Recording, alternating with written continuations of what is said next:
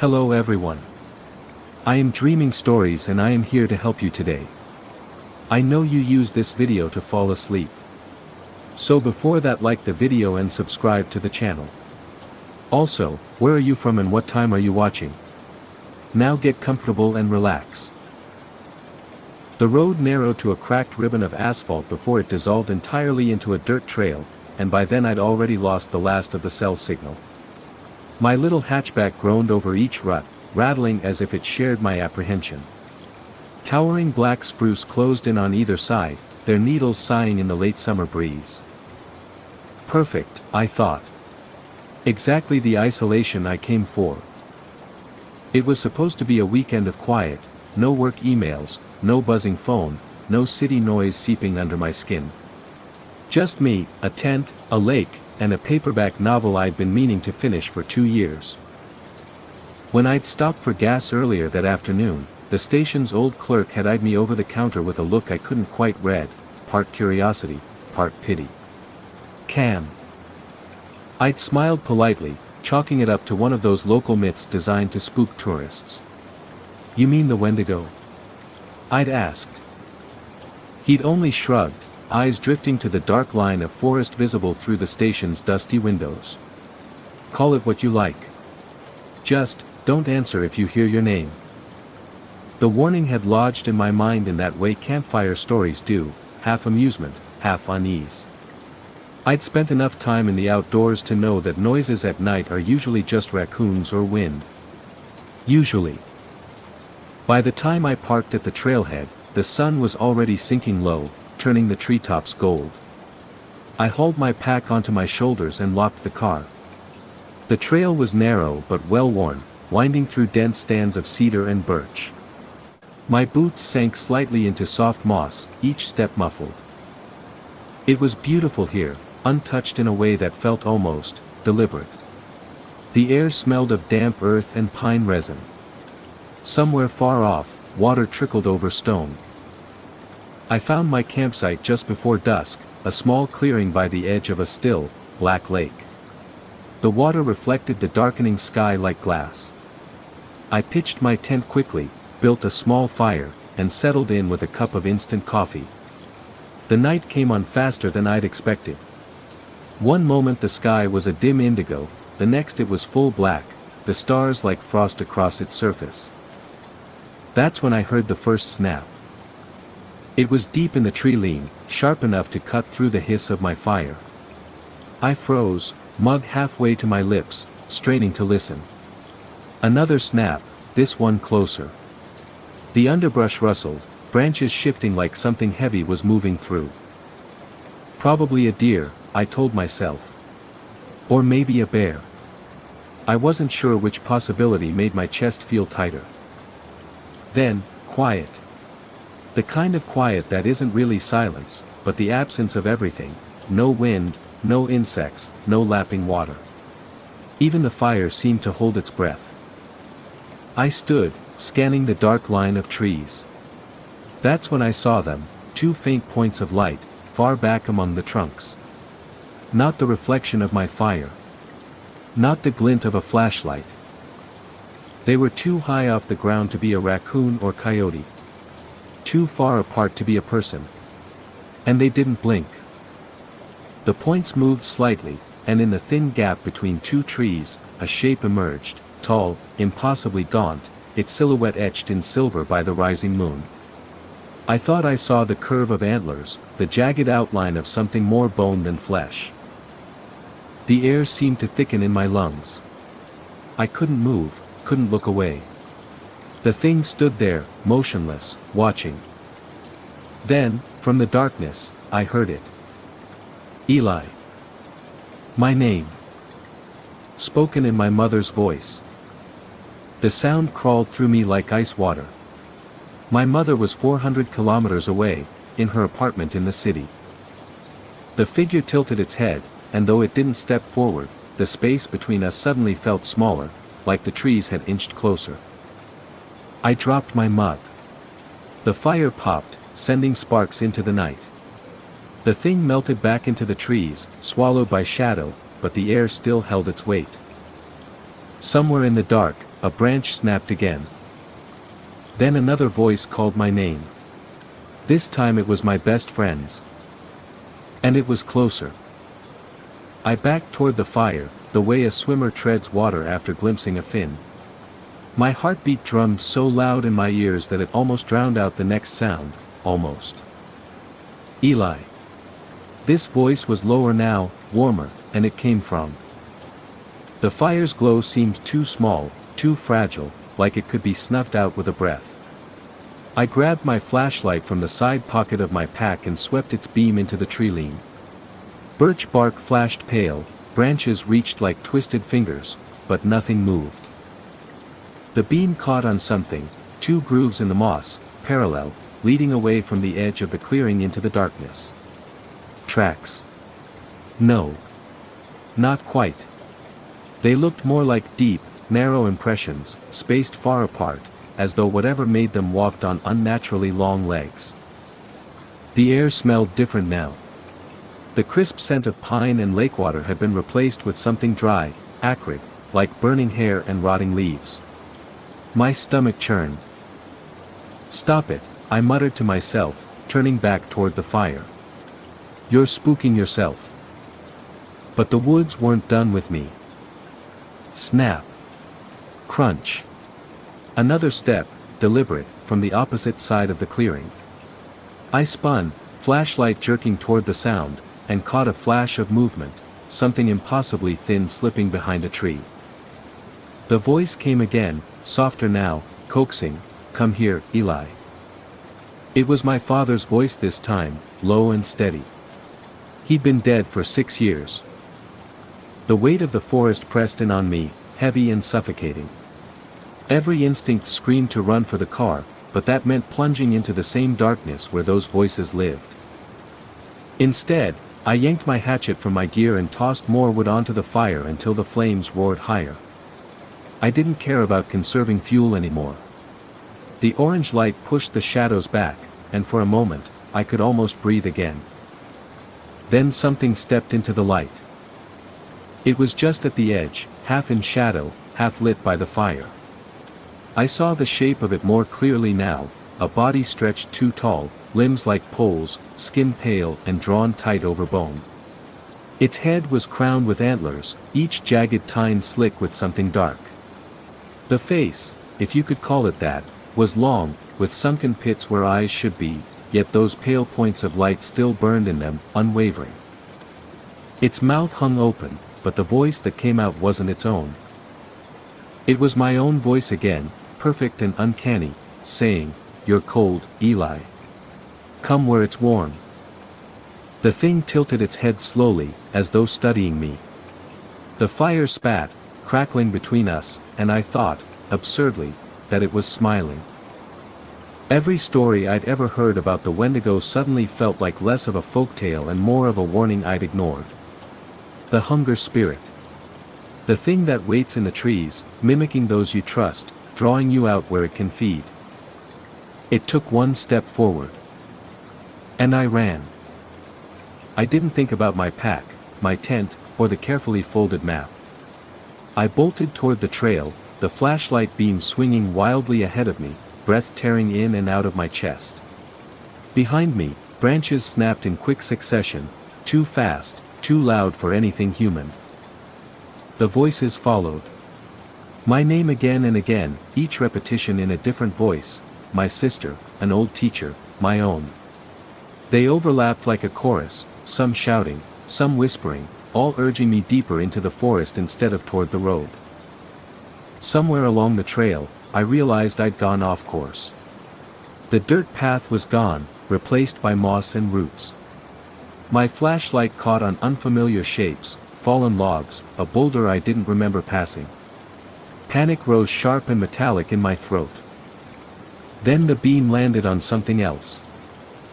A wooden structure, barely visible between the trees. It looked like a hunting blind at first, but as I got closer, I saw it was more like a crude shelter, logs stacked and lashed with rope, covered in hides so old they'd stiffened into leather. A stench rolled off it that made my eyes water. I heard the next branch snap directly behind me.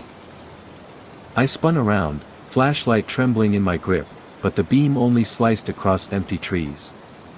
No glowing eyes. No antlers. Just the skeletal silhouettes of branches swaying in the night breeze. But the smell was stronger now, foul and cloying, like wet fur left to rot. Another snap, this time to my left.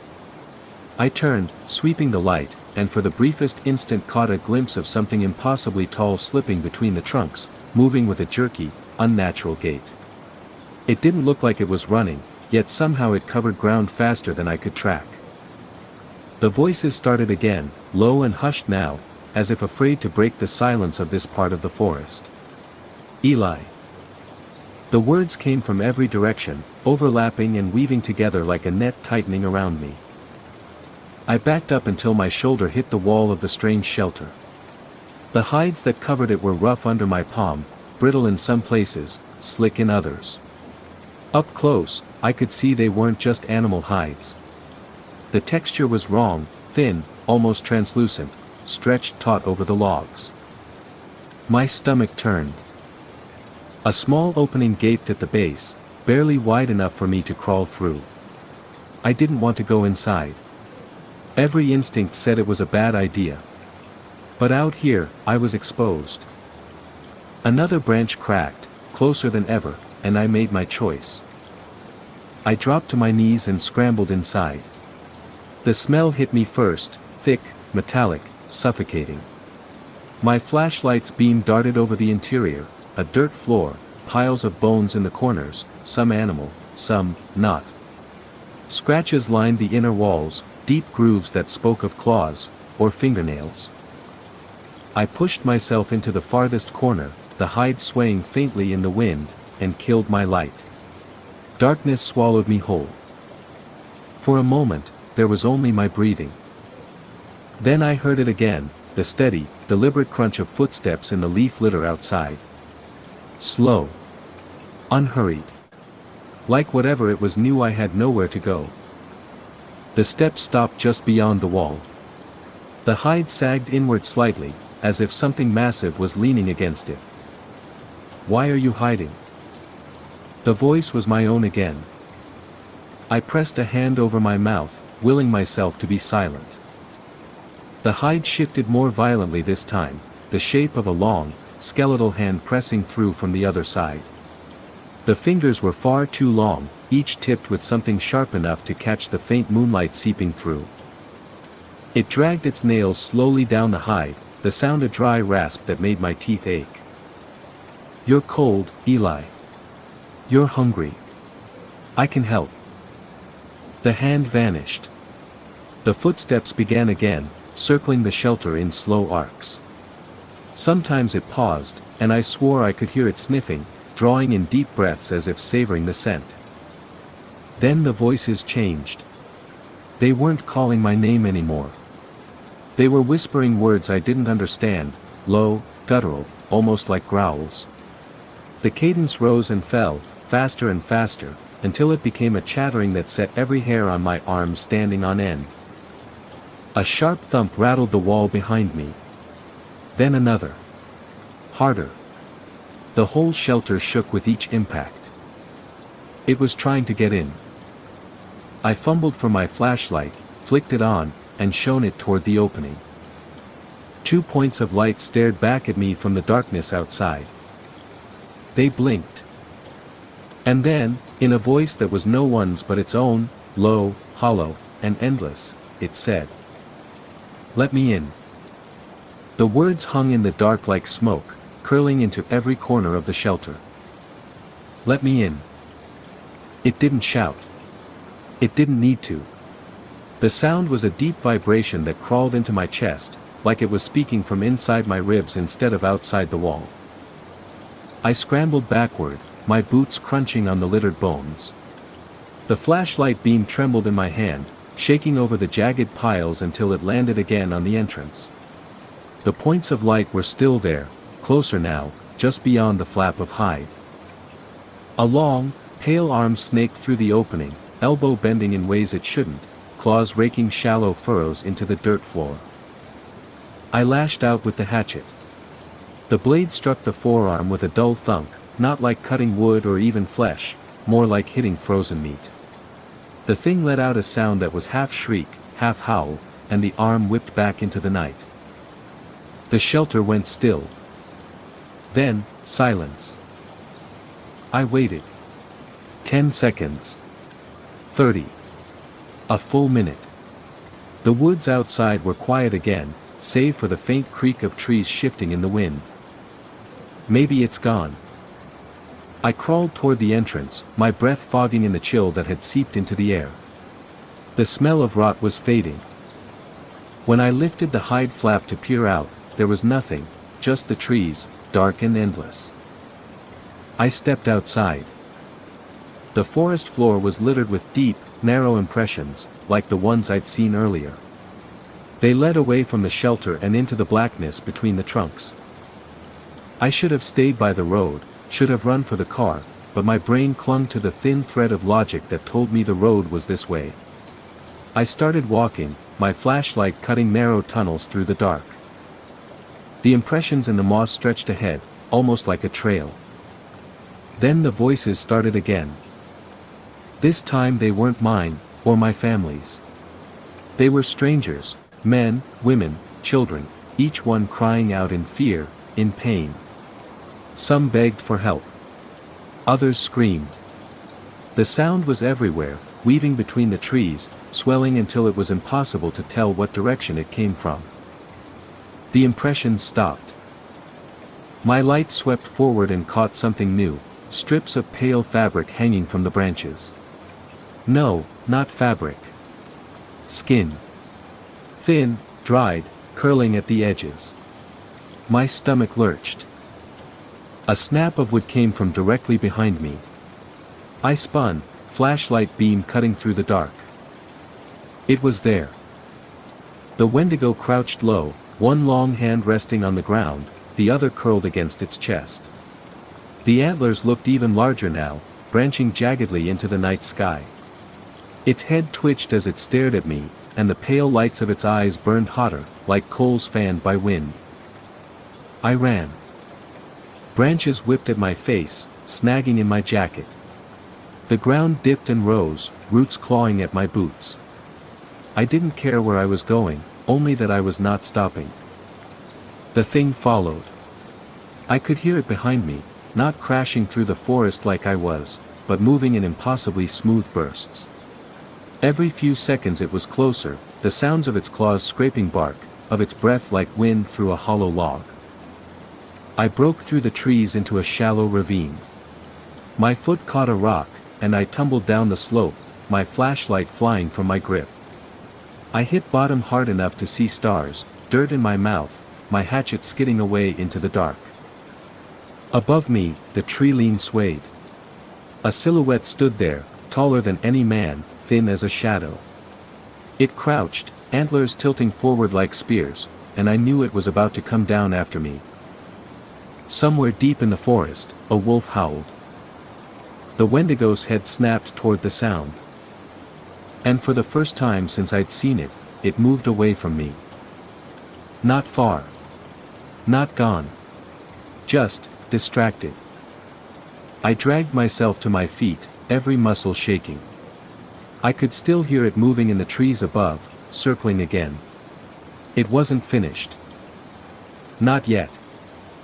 I didn't waste the moment. My legs moved before my mind caught up, scrambling along the ravine floor until I found a gentler slope. I hauled myself up, dirt caking my hands, lungs burning with cold air. Somewhere behind me, the forest cracked open with a sound like splintering timber. The Wendigo was moving again. The moon broke through the clouds just long enough to silver the landscape, and I spotted it, a break in the trees ahead, faintly lighter than the rest. My chest surged with hope. Maybe it was the trail. Maybe even the road. I ran toward it, my boots slapping against the damp earth. The voices returned. I pressed my hands over my ears, but it didn't matter. The words were inside, crawling through the folds of my brain. My pace faltered as doubt began to bleed in. Was I going the wrong way? Could I have passed the road already? Then I saw the clearing. Relief hit first, until I realized it wasn't the road at all. It was a pit. Not natural. The earth had been dug out, the sides reinforced with logs, sharpened stakes rising from the bottom like a crown of teeth. Animal bones littered the base, along with shapes that weren't entirely animal. I skidded to a stop inches from the edge, the loose soil sliding away into the dark.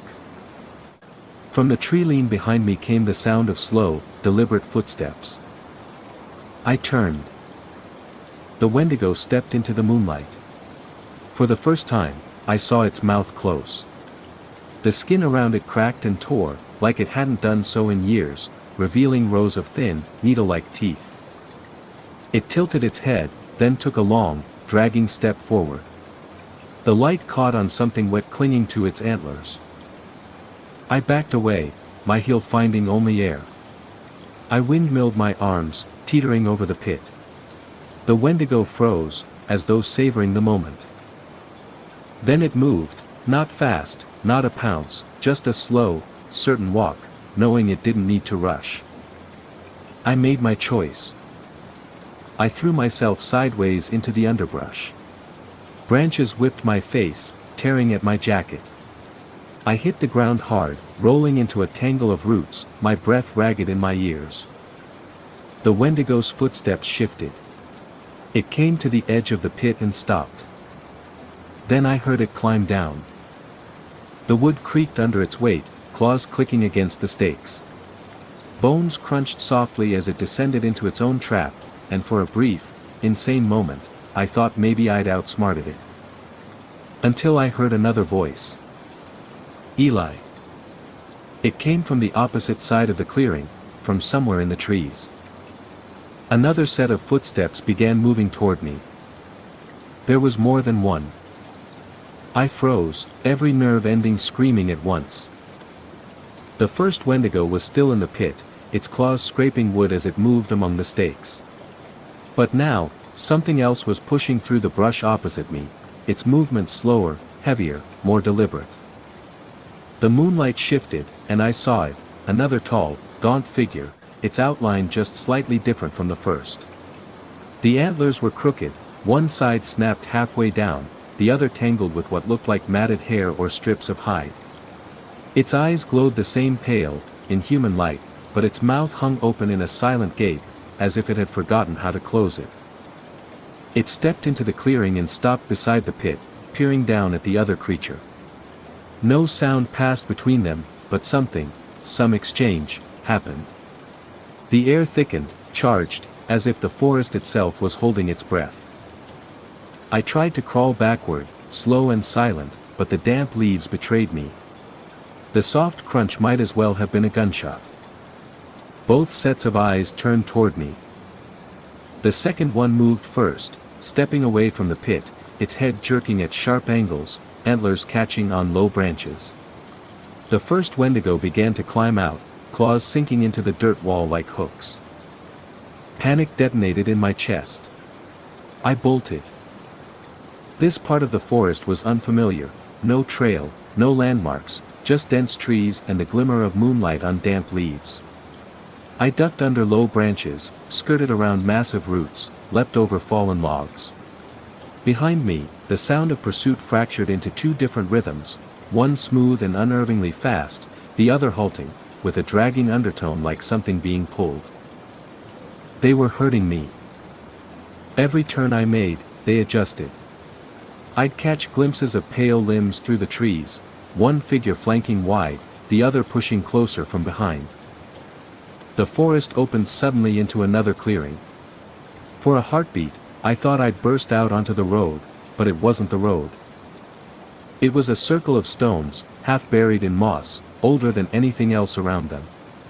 Inside the ring, the ground was bare dirt, no vegetation at all.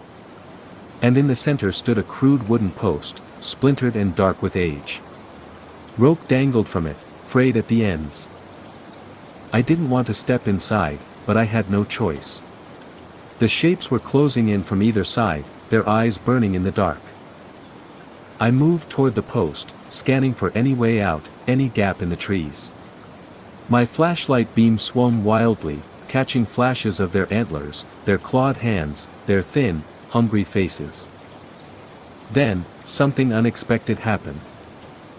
The first Wendigo stepped to the very edge of the stone ring, and stopped. Its body jerked forward as if against an invisible wall. It hissed, low and furious, but it didn't cross. The second one circled to another side, pacing just outside the stones, teeth clicking softly. They couldn't enter. For the first time all night, I felt the faintest flicker of control. Whatever this place was, it was keeping them out. But then the voices began again, stronger than ever, layered and relentless. They didn't just call my name now. They spoke in full sentences, each one perfectly tailored to hook into my thoughts. "It's safe here if you just let us." I pressed my hands over my ears, but the words only grew louder, vibrating inside my skull. My knees buckled. Somewhere between the pounding of my heart and the roar of their voices, I realized something chilling. The stones weren't keeping them out. They were keeping something else in. The realization rooted me in place. My breath came in short, uneven bursts, the cold night air slicing into my lungs. I turned slowly, scanning the interior of the stone circle. It was empty. Or at least, it looked empty, bare dirt, the post in the center, the frayed rope swaying faintly in the breeze. But the ground didn't feel right beneath my boots. It was softer than the surrounding forest floor, as if something had churned it, again and again. The Wendigos paced outside the stones, antlers tangling in low branches. They didn't lunge or claw their way in. They just waited. Patient. Knowing. And then I heard it. A sound from beneath me. Not the whispering voices from the trees. Not the distant creak of branches. This was low, wet, and close, like the slow exhale of a sleeping animal. I stumbled back toward the edge of the circle, my heel hitting one of the stones. The dirt in the center shifted. Something pale and thin pushed up through it, a hand, but not like any human hand I'd seen. The skin was paper white, stretched so tight it looked ready to split. The fingers were too long, tipped with nails that curled like talons. It gripped the base of the post, pulling with a strength that sent clumps of dirt spilling away. Another hand followed. The rope above me swayed harder now, though there was no wind inside the circle. The thing in the dirt dragged itself upward, slow but steady, as if the earth was reluctant to let it go. Its head emerged next, sunken cheeks, jaw unhinged, eyes black as the lake at midnight. No glow. No light. Just depth. Outside the stones, the Wendigos had stopped pacing. They stood perfectly still, watching. The thing inside the circle looked at me, and a wave of cold slammed into my chest, so deep it felt like my heart might stop. Then it spoke, not in voices I knew, but in a single sound, like 100 people screaming through water. The rope above the post jerked taut, wrapping tight around the wood, and for the first time I understood, this was no hunting post. It was a tether. The thing was bound here. And I was standing inside with it. It dragged one knee free of the dirt. Its body was too thin to be real, every bone pressing against the skin from the inside, shoulders jutting like blades. I backed toward the edge, my boot just brushing one of the stones. And something shifted behind me. The stones weren't just markers. They were holding the boundary. And I'd just disturbed one. The pale figure's head snapped toward the gap where my boot had pushed a rock slightly inward. The Wendigos moved instantly. They lunged for the opening, claws scrabbling at the dirt, their eyes burning like open flames. I realized with horror that they weren't trying to kill me. They were trying to get this thing out. The two Wendigos tore at the ground beside the shifted stone, their claws sinking into the soft earth with the same ease a hand dips into water. They weren't careful. they didn't need to be. Each scoop of dirt flung further disrupted the perfect ring. The pale figure inside the circle smiled. It was a terrible expression, thin lips splitting wider than a human's could, revealing teeth not in neat rows but jagged, mismatched, pointing in every possible direction. Its black eyes didn't blink. The rope at the post groaned, fibers stretching as if it could feel freedom drawing near. I knew I had seconds before the gap was open enough. Without thinking, I bolted for the far side of the circle, aiming for the stones opposite the Wendigos. The pale figure's head followed me, that too-wide grin never faltering. "Run," it hissed, not in my voice, not in any voice I knew, but in something deeper, like the sound of wind over a grave. My boots hit the dirt hard, the boundary stones blurring past. When I reached the far side, I leapt over the marker, landing on moss and roots outside the circle. The forest immediately felt different. The air here was thick again, heavy with that bone-deep cold, but at least it wasn't pressing in from all sides like inside the ring. The Wendigos didn't chase me. They stayed by the gap, widening it with frantic, clawed swipes. One of them glanced over its shoulder at me, eyes burning brighter now, like it was daring me to intervene. I didn't dare go back in. My body screamed to keep moving, to get as far from the circle as I could. But a thought burrowed into my mind as I stumbled away. If they free whatever that thing is, this forest won't be the only place it hunts. A shriek split the air behind me, high, inhuman, and layered with so many voices it felt like it drilled straight through my skull. The pale figure was almost free now. I could picture its long, thin body slithering up out of the earth, stepping over that broken line. I ran harder. Branches whipped my face, my flashlight beam bouncing wildly over tree trunks and undergrowth. My lungs burned, my legs felt leaden, but adrenaline kept me upright. The trees thinned suddenly, and my heart leapt, an open space ahead, lit faintly by moonlight. I stumbled into it, expecting to see the trail or the glint of my car's roof. Instead, I saw water. A lake, flat and black, its surface reflecting the cold silver of the moon. My lake. I'd circled back to my campsite. The tent still stood. My fire had long since burned down to cold ash. And on the far edge of the clearing, just at the treeline, stood a third shape. It was smaller than the Wendigos, hunched, its limbs twitching in tiny, insect-like motions. No antlers. No glowing eyes. Just a silhouette, utterly still except for the trembling of its head, like it was sniffing the air. The moment it noticed me, it straightened. And from across the lake, echoing over the water, I heard three distinct voices scream my name at once. Eli. The sound slammed into me like a physical force, rattling through my chest and up into my skull. Three voices, layered, jagged, wrong, carried perfectly over the still lake. They weren't in unison. Each one lagged just slightly behind the others, creating a horrible, rippling echo that made my teeth ache. The hunched thing at the treeline tilted its head in a sharp, unnatural twitch, then took a step forward. Its legs bent backward at the knee like a deer's, but the joints were swollen, bulbous, and the skin over them seemed ready to split. It stopped just short of the open clearing, as though tasting the space between us. From somewhere far behind me, deeper in the woods, the Wendigos screamed. Not voices this time, pure sound. A shrill, hollow wail that carried a note of triumph. The pale figure in the stone circle was free. I didn't wait for confirmation. My body moved before my mind caught up, turning toward the lake's edge.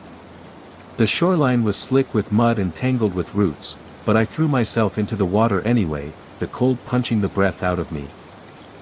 The lake swallowed sound instantly.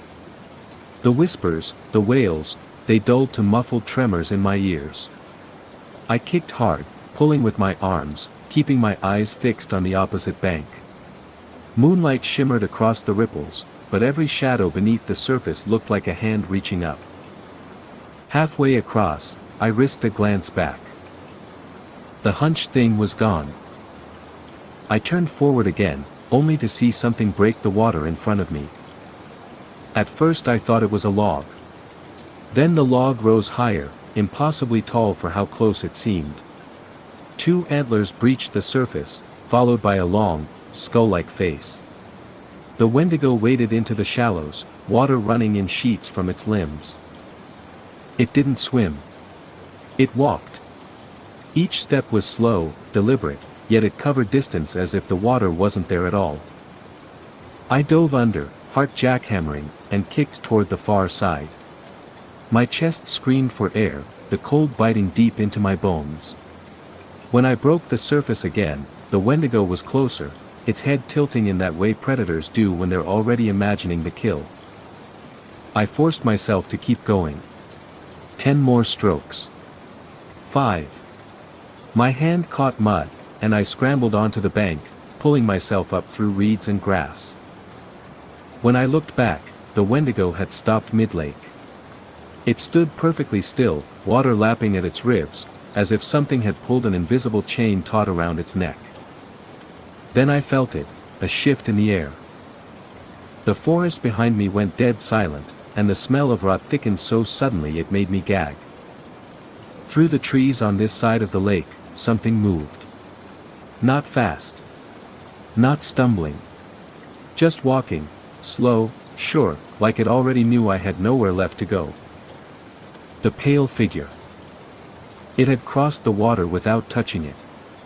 I didn't know how I knew that, but I did. It moved as if the world's rules no longer applied to it. And behind me, still in the lake, the Wendigo lowered itself, submerging inch by inch, those pale eyes locked on mine until they vanished beneath the black water. The trees ahead of me swayed, not with wind, but with the passage of something unseen until it wanted to be seen. The pale figure stepped into the moonlight, its skin stretched tight and wet-looking, as though it had just been pulled from the depths of some underground place. Its black eyes reflected nothing, drinking in all light that touched them. Behind me, the lake was silent now. No ripples. No movement. The Wendigo had vanished beneath the surface, and every instinct told me it was not gone, it was waiting. The pale figure's mouth opened slowly. The sound that came out was low, almost tender, but made of hundreds of overlapping whispers, some high, some guttural, all saying the same thing. Come with me. It stepped forward, crossing the leaf litter without a sound. The forest floor seemed to ripple slightly beneath its feet, as though the world was making way for it. My body screamed at me to run, but there was nowhere to go. The lake was at my back. The forest on either side was so thick I'd get tangled in seconds. And in front of me stood something that should not have been able to leave that stone circle. I took one step backward, my boot sinking slightly into the mud at the water's edge.